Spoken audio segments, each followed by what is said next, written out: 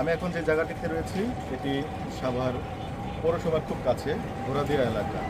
এই সেতুটি যদি একটু দেখাই যে এর পাশ দিয়ে যানবাহন চলাচল করলেও এই সেতুটি দিয়ে যে কিন্তু কোনো ধরনের যান চলাচল করছে না, এবং এটি শুধু আজকে নয়, প্রতিদিনেরই এই চিত্র। এটি পাশের যেই পুরনো যেই সেতুটি আছে সেই সেতুটি দিয়েই মূলত এখানকার যে সমস্ত যানবাহন নয়ারহাট থেকে সাভারের বেদেপাড়া পর্যন্ত যে সমস্ত যানবাহনগুলো চলছে সেই সমস্ত যানগুলো কিন্তু ওই সেতুটাই ব্যবহার করে থাকেন।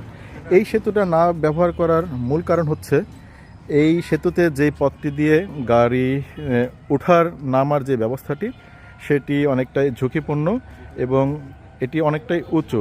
এটির সমাধান সঠিকভাবে না করার কারণেই কিন্তু এই জায়গাটি দিয়ে তেমন গাড়ি চলাচল করছে না। আপনার বাড়ি কোথায়? আপনার সাথে একটু কথা বলি। ঘোড়াদিয়া গ্রাম। এই সেতু দিয়ে কি গাড়ি চলাচল করে? না, গাড়ি চলাচল করে না। এটা না করার কারণ কি? কারণ কি, এখানে ওই ডাল যে পর্যন্ত নিব একর করে মালিকানা জায়গায় একর করে নিব, ওই একরে বিল হয় না, পাস হয় না।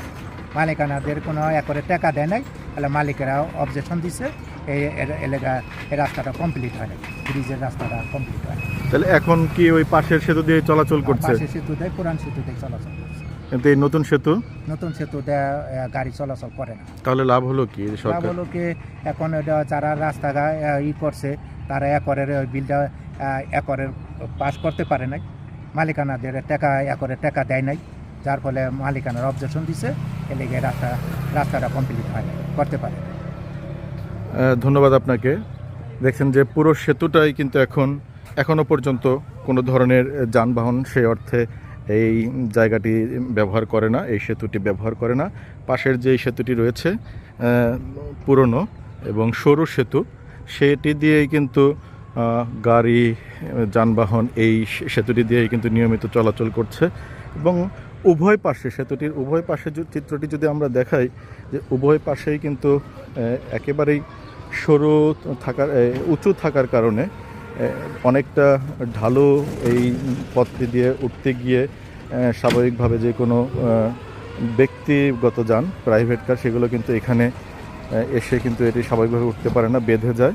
এবং অটো বা অন্যান্য যে সমস্ত যান আছে সেগুলোর পক্ষে কিন্তু এটি উপরে ওঠা কোনোভাবেই সম্ভব হয় না, যে কারণে সকলেই কিন্তু নিচের পাশের যেই নিচু সেতুটা সেটি ব্যবহার করেন এবং এটি দিয়ে কিন্তু সকলে চলাচল করেন। এইভাবে খালি চোখেও যদি দেখায় যে এটি কিন্তু স্বাভাবিক অর্থেই ব্যবহার করার পর্যায়ে এখন নেই, তবে এই যে সরকার লক্ষ লক্ষ টাকা ব্যয় করে যে সেতুটি করে রেখেছেন সেটি কিন্তু এই অঞ্চলের যারা যাতায়াত করছেন তাদের কিন্তু কোনো কাজে আসছে না, তারা কিন্তু বাধ্য হয়ে সেই পুরনো সেতুটাই ব্যবহার করছেন।